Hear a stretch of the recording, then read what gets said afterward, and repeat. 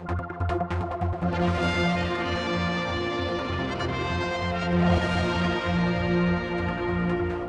come along to talk with Alf Cannan today, not just as an MHK, but obviously chair of the Civil Service Commission and the Whitley Council. I mean, we're going to probably have quite an extended interview here, and I really want to go back to basics, because I think I can't be the only one that doesn't quite follow the ins and outs of the current dispute that's going on about pay. So if you forgive me, I mean, first of all, is it usual for you, for instance, to be head of both of those two important bodies deciding pay and different pay? Yeah, and I'm not surprised by your confusion. I mean, even for somebody who's followed politics and coming in to Tynwald 2.5 years ago, understanding the complexities of the negotiating committees between the Whitley Council and Civil Service Commission and the differences was quite a job.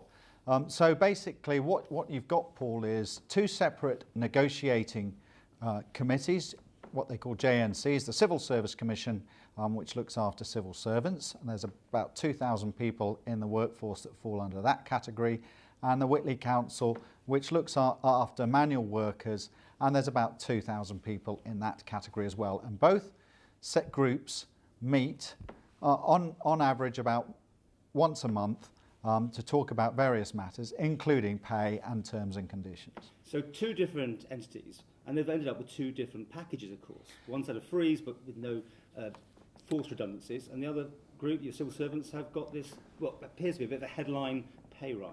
Well, you've got to go back historically, and over the last 20 years, and probably even further back into time, both sets of groups of workers have had different terms and conditions, and these have been negotiated and added to or taken away from over a long period of time.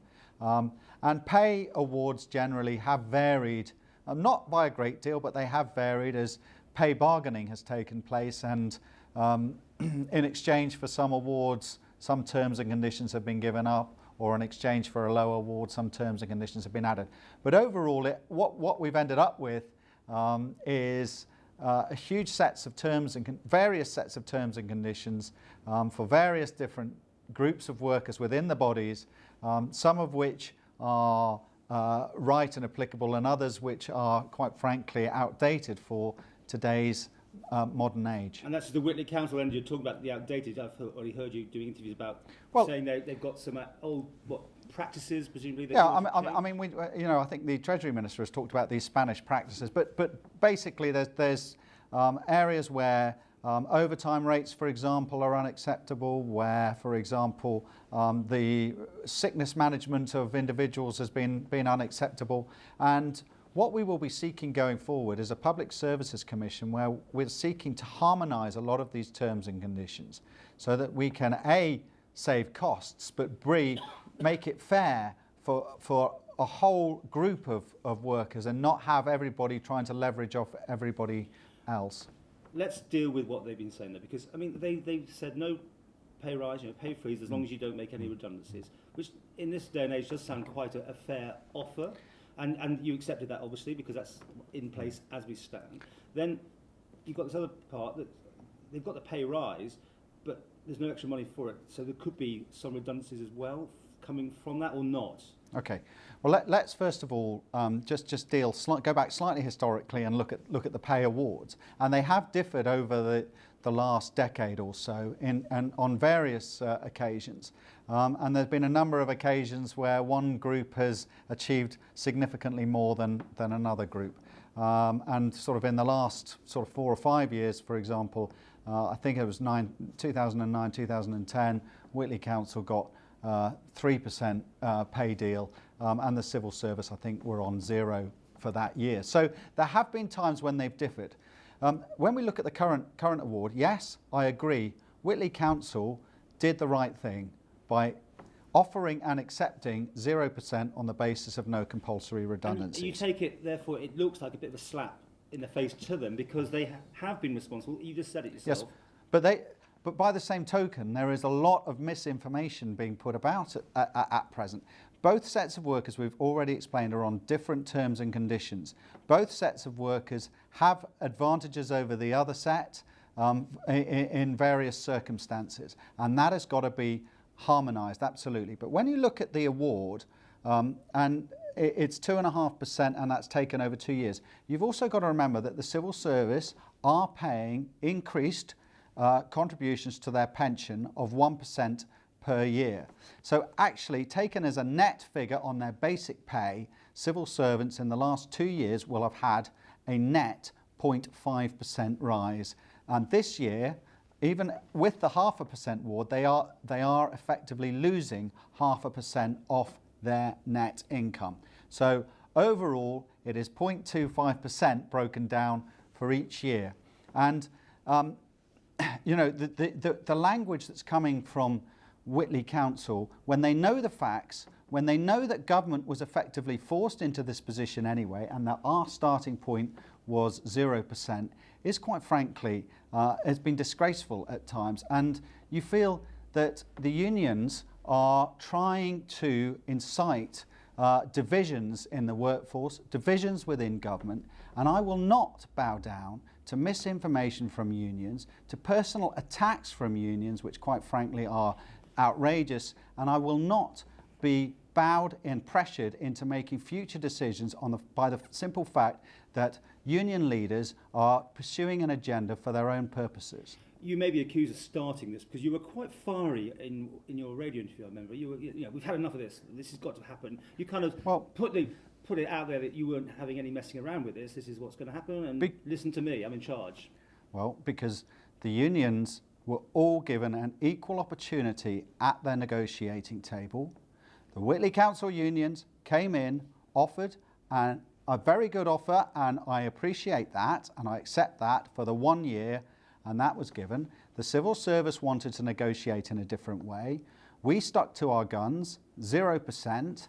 That was rejected at ballot, and we ended up with this 2.5%. As I said, 0.5% pay rise over 2 years. Now, for the unions then to start jumping up and down, kicking other workers, trying to cause divides in the workforce, divides in Tynwald, and pursue their own sort of personal agendas has been outrageous. And I feel, sorry Paul, I just want to finish, you know, I feel the people who are being kicked most of all are the workers themselves on the ground who, and I'm afraid to say this, their leadership is absolutely failing them. You could have sent this to arbitration, but you were scared to do that. Once you go to arbitration, an independent arbitrator basically will come over from the UK, or will be appointed, and that independent arbitrator will look at all the facts and will then set about making an appropriate award. In other words, going to arbitration, you have failed all avenues to reach an agreement, and under law, by law, we have to go people will say that if you're giving a good offer, you should have nothing to worry about with arbitration because you have nothing to fear. But you did, and you stated you're worried that it could have gone against you, therefore you haven't settled this right. I think there's always a concern, once you put it into somebody else's hands, that somebody from elsewhere, from outside the island, may take a different view on matters. And any award over and above what's already been given would be hugely, hugely damaging for public finances. And it would be irresponsible at this stage to have allowed that to have got to that point. That doesn't mean to say in the future we won't go to arbitration or the government's somehow afraid. But I think that the Council of Ministers in Tynwald is going to have to give serious thought to the 1991 agreement that it has with the civil service, where it is forced effectively to an arbitration situation. But if you had gone, you could have held your hands up and been quite clean from the whole matter, saying, well, it's nothing to do with me because this is what they've said. But you haven't allowed them to go to arbitration. You settled this. And of course, incidentally, and they're picking up on this for whatever reason, you can see that you get a pay rise out of this as well. You know, MHKs are linked to what the civil service gets. Well, that would have been the easy option, to have gone to arbitration and held my hands up and said it's got nothing to do with me, blame the arbitrator. But that would have been letting down, in my view, the people and the taxpayers of the Isle of Man. It was far better for us to be in control of the situation and to know what was happening than to stand back and let a third party come in and make an award that would have seriously damaged or potentially damaged even more the ability of government to deliver its services. So first and foremost, this is the time for leadership, not for standing back and for letting go of your responsibilities. The other point you make about the MHKs, the MHK's pay has been linked to a spine point, so a point on the scale of the civil service for a huge number of years, and was done so deliberately because from time to time, probably once every 2 years, we have these rows about MHK's pay, and it was deliberately set on that basis so that MHKs would not have to have an unseemly debate in Tynwald about their own pay. Now, personally, I don't agree that is the way forward, and 2 years ago myself and Lawrence Skelly moved a motion in Tynwald for an independent panel to be set up so that we were separated from the civil service, because to be perfectly honest, I'm not sure and certain myself that this is an appropriate way forward. But you can't win on politicians' pay, and to be perfectly honest, it is a bit of a side issue thrown into the arena by the unions who want to distract people from the real point and purpose. You'll take your pay rise, will you? You'll take it? Politicians' pay is linked to the civil service spine, and it would be churlish and ridiculous of me at this point to stand up here in front of you and say that I'm not going to take a pay rise 2% when I'm also in the same situation as having my pay effectively cut as we increase our contributions as well. Where are you going to go with this? Because obviously the manual workers side, the Whitley Council side, will be gunning. I mean, they've already been gunning for you personally quite a bit, but I mean, it's going to be quite a messy negotiations when they open again, isn't it? I am not going to be bowed or back down to bully boy tactics from the unions. I will sit down and discuss matters sensibly with them, but as I've already explained, when you look at the facts and when you consider that both parties have been that both the Civil Service and Whitley Council have had separate terms that have been negotiated over many years, it would be churlish to expect every time everything to be the same, unless we go to the Public Services Commission. And I'll just say this, Paul, is that it was interesting listening to Eric Holmes. He wants the same pay rises, he's mortally offended, and yet when you tell him it's all going to be put into one negotiating body, all of a sudden he doesn't want it and it's undemocratic. Okay, well, we'll wait to hear from him. Back to the civil servants and this money that's going to have to be going into their pay packets. There's no extra money. I mean, we keep hearing this. So there will be redundancies out off the back of this, will there? Because the departments have to find that money from somewhere. Mr. Tier's not handing out anymore. Is that correct? That's correct. There will be potentially redundancies from this pay rise. Yes, the civil service were fully aware when they took the government offer and rejected it at 0%, that there would be penalties for having to go forward and accepting pay rises. They were fully aware of those facts. They accepted that. And I think going forward, it's interesting. I mean, George Osborne has frozen pay at 1% rise predominantly for the public sector in the UK. We have followed that almost exactly once you average out everything that's happened, certainly since I became the chairman.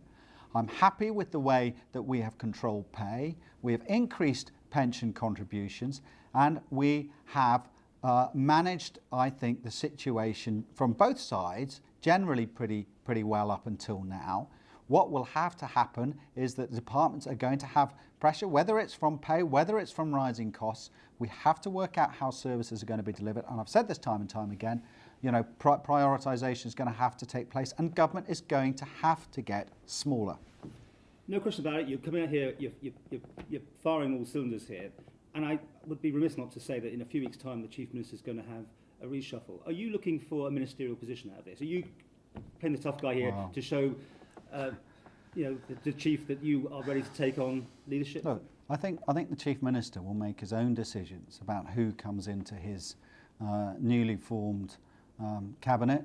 I always said to my electorate that I would do my best for them and that I would try and work with government where that opportunity arose.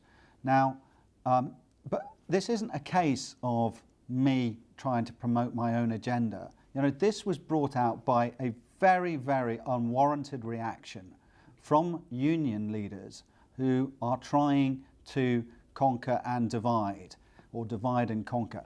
And I am telling you now, whilst I am still in this post, and whatever happens in the reshuffle, I am not going to allow government policy, whether it be pay or for anything else, to be dictated to by the unions. But just staying on one more go, if Mr. Bell invites you in but says you've got to toe his line, what would be your reply? Well, that is really it for Mr. Bell to decide, and a question you've got to put to Mr. Bell. As I have said, Paul, I will work and do my best in the circumstances for government. The Chief Minister and I have had a fairly fraught relationship in the last couple of years on a number of policy issues which I have disagreed with, but there has also been a lot which I've supported. If the Chief Minister comes to me at some point and wants to discuss a position going forward, well, I would welcome that. But I'm not about to start fawning for a role in the Council of Ministers. I'm here to do a job for my constituents, and I will do that job to the best of my ability.